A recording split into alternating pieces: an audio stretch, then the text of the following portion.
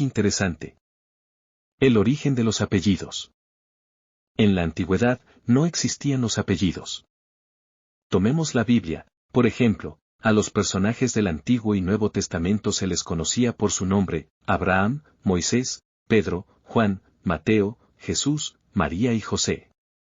No había tal cosa como Abraham Pérez, Mateo Delgado o José García. Cuidado, Iscariote no era el apellido del traidor Judas, ni Tadeo el del Santo, eran sobrenombres, apodos.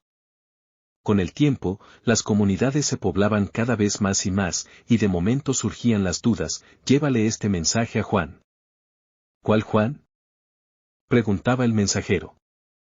Pues Juan, el del valle, explicaba para distinguirlo del otro Juan, el del monte.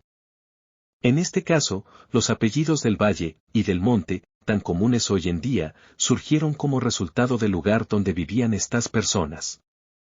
Estos se llaman apellidos topónimos, porque la toponimia estudia la procedencia de los nombres propios de un lugar.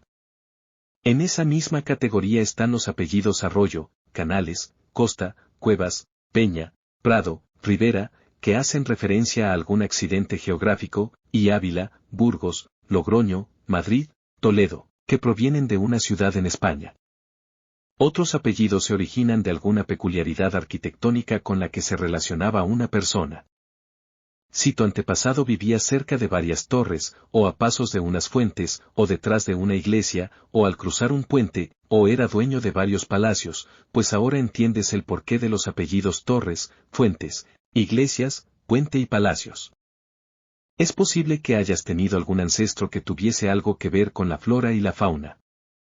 Quizás criaba corderos, cosechaba manzanas o tenía una finca de ganado. De ahí los apellidos Cordero, Manzanero y Toro.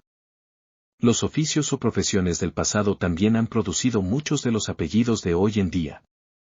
¿Conoces a algún labrador, pastor, monje, herrero, criado o vaquero? Pues ya sabes a qué se dedicaban sus antepasados durante la Edad Media. Otra manera de crear apellidos era a base de alguna característica física o un rasgo de su personalidad o de un estado civil.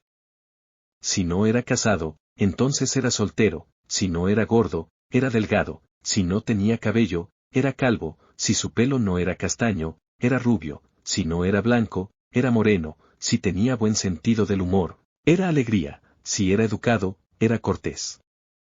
Quizás la procedencia más curiosa es la de los apellidos que terminan en «es», como Rodríguez, Martínez, Jiménez, González, entre otros muchos que abundan entre nosotros los hispanos. El origen es muy sencillo: «es» significa hijo de. Por lo tanto, si tu apellido es González es porque tuviste algún antepasado que era hijo de un Gonzalo.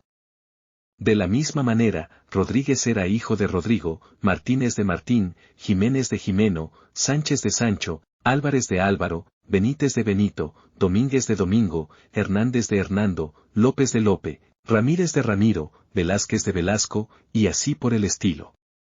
Asimismo ocurre en otros idiomas: Johnson es hijo de John en inglés, Johnson; MacArthur es hijo de Arthur en escocés, Martini es hijo de Martín en italiano. Es así como, poco a poco, durante la Edad Media, comienzan a surgir los apellidos. La finalidad era, pues, diferenciar una persona de la otra. Con el tiempo, estos apellidos tomaron un carácter hereditario y pasaron de generación en generación con el propósito de identificar no solo personas, sino familias.